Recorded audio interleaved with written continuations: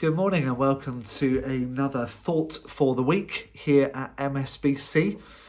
Now that we are a week into Lent, I was reflecting on the temptation of Jesus and Jesus in the wilderness. And we kind of think, I don't know whether you've thought this before or thought like this before. That this time of testing in the wilderness for Jesus, almost like a retreat, 40 days away from the kind of normalness of life, and he's getting space, and how many of us would love to have more space in our lives and be able to have that time that's just kind of dedicated to God.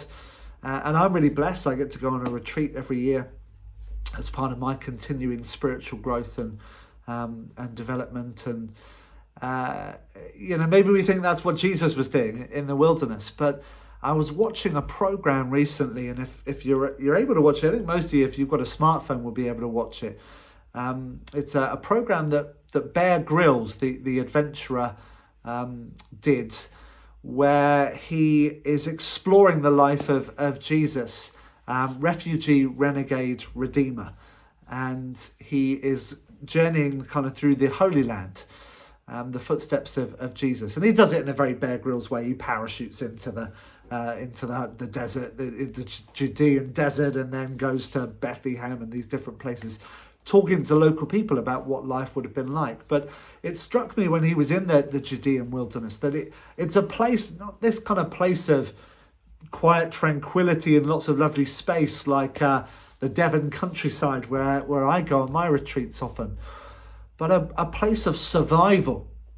The temperatures range in the Judean desert, depending on what time of year it is, from 40 degrees Celsius to minus something at night. Now, there were loads of wild animals at those times, mountain lions, actual lions, bears and poisonous snakes and scorpions and things like that.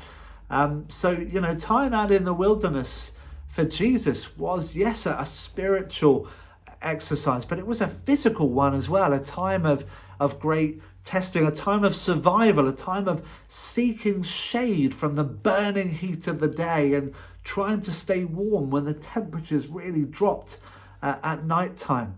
The kind of risk of flash floods coming through canyons and so on if it rained, which it didn't do very often.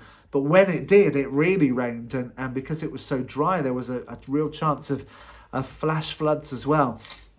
So these were all real risks for Jesus in that time. And it got me thinking about this journey of Lent and how for many of us, our spiritual experiences that we go through are, they're kind of framed within a time of struggle, a time of survival. That, we go through these real hard times in life. Maybe it feels as though it's burning hot at the moment and you can't kind of find a place to shade yourself from the relentlessness of life and the things that are happening in your life at the moment. Maybe that's what it feels like. Maybe it feels like it's cold, maybe lonely, isolating. You can't find that warmth that you're looking to find. Maybe there are predators out there, people, situations, circumstances that are kind of getting at you, seeking to hurt you or harm you in some way. And actually our spiritual journey and the questions we have and the exploring of our identity and who we are in God, it comes from or within that context of survival.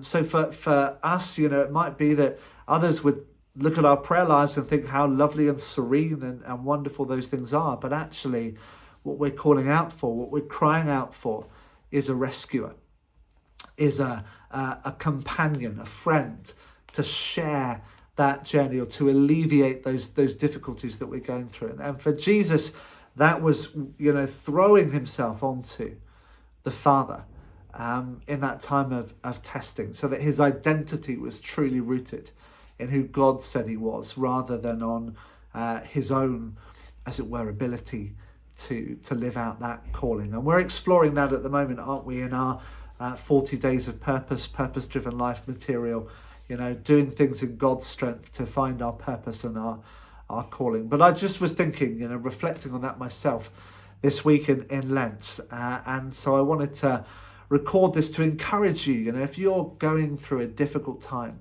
at the moment, if life for you is like a wilderness experience, if it's a struggle, if it's about survival for some of you, that this is life and death stuff, whatever that might look like for you, then know that there is someone who can rescue you, someone who will stand with you, someone that you can call out for help to, and he will be there.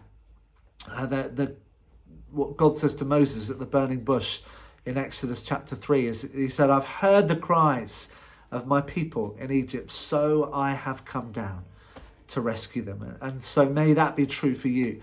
But in order to be rescued, sometimes you've got to cry out, you've got to call out for help. And so let me encourage you, if you're in that place where you're thinking, I need to be rescued, I need help, call out to God, because he is just there waiting to come down, waiting to step in, waiting to help you to come through that time.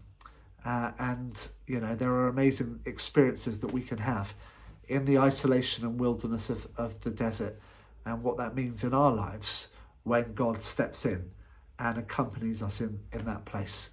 So may that be true for you in this journey of Lent. May it be true for you today and in the coming days. God bless you.